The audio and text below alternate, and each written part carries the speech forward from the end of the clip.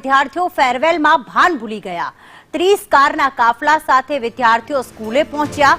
હાથમાં fire gun સાથે વિદ્યાર્થીઓએ શોબાજી કરી।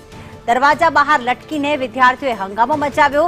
આ ફેરવેલનો કાર્યક્રમ હતો જેમાં આ નબીરાઓ દ્વારા શોબાજી કરવામાં આવી। આમ તો કહેવાય કે જે પ્રમાણે સીન સપાટા માટે ડ્રોન કેમેરાથી એક વિડીયો પણ બનાવ્યો છે અને વિદ્યાર્થીઓ ઓલપાડની ફાઉન્ટેન હેડના સ્કૂલના હોવાનું સામે આવ્યું છે। મનીષ જોડાઈ ગયા છે। મનીષ, આ ફેરવેલમાં 30 કારના કાફલા સાથે પહોંચ્યા છે। હાથમાં ફાયર ગન પણ છે અને દરવાજાની બહાર તેઓ નીકળી રહ્યા છે, સીન સપાટા કરી રહ્યા છે। ફેરવેલ છે કે આખરે શોબાજી છે?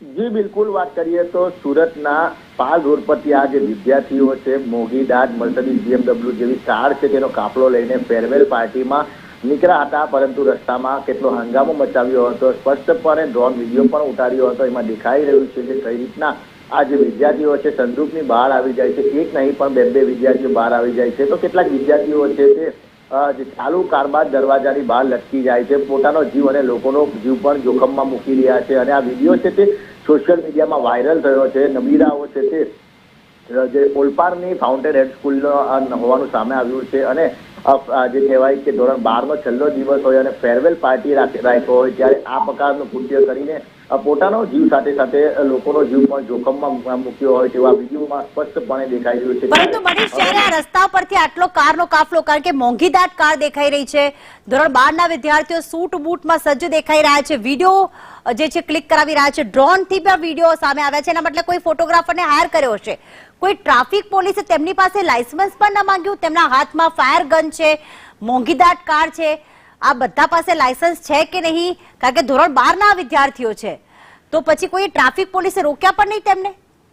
જી બિલકુલ, સ્પષ્ટપણે દેખાઈ રહ્યું છે કે કઈ રીતના ડ્રોન વિડીયો જે આગોતરું આયોજન કરીને ઉડાવવામાં આવે છે, ત્યારબાદ 30 જેટલી કાર એક સામથી ભેગી થાય છે અને આ વિદ્યાર્થીઓ છે તે નાચ નાચે છે અને ત્યારબાદ જે કારનો કાફલો છે, જાણે કે મોટો મંત્રીઓનો કાફલો એ તે રીતના જે આ કાફલો કાઢે છે, રોલો પાડવા માટે આ કાફલો કાઢે છે। ત્યારે પ્રાથમિક પૂછપરછમાં જાણવા મળી રહ્યું છે કે આ જે કાર હતી તે મોંઘીદાટ હતી, તો કેટલાક ડ્રાઈવર અંદર જે કહેવાય કે લઈને આવ્યા હતા, તો કેટલાક વિદ્યાર્થીઓ પોતે ચલાવી રહ્યા હતા। જે રીતના વાત કરી કે ધોરણ 12ના વિદ્યાર્થી હોય છે એટલે તેમની ઉંમરની વાત કરીએ તો 17 થી 18 વર્ષની આસપાસની ઉંમર હોતી હોય છે અને અમુમન જો ડ્રાઇવિંગ લાયસન્સની વાત કરીએ તો 18 વર્ષ બાદ છે આરટીઓ ડ્રાઇવિંગ લાયસન્સ ઇસ્યુ કરતું હોય છે।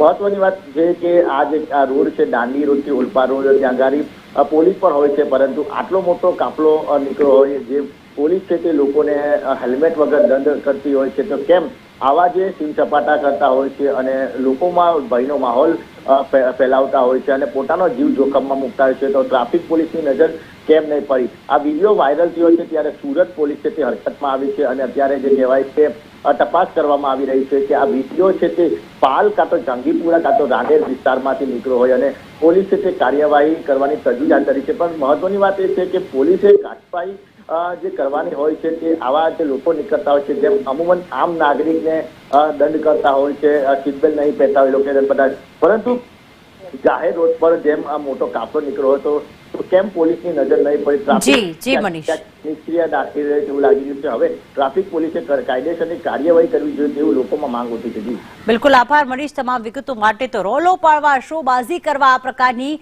મોંઘીદાટ કાર લઈને કોઈક વિદ્યાર્થી પોતે ડ્રાઈવ કરી રહ્યું છે, તો ક્યાંક ડ્રાઈવર બેઠો પણ છે, પણ હા, આટલી મોંઘીદાટ કાર નીકળે, એનો કાફલો નીકળે, આ કોઈ મંત્રીઓનો કોઈ કાફલો નથી।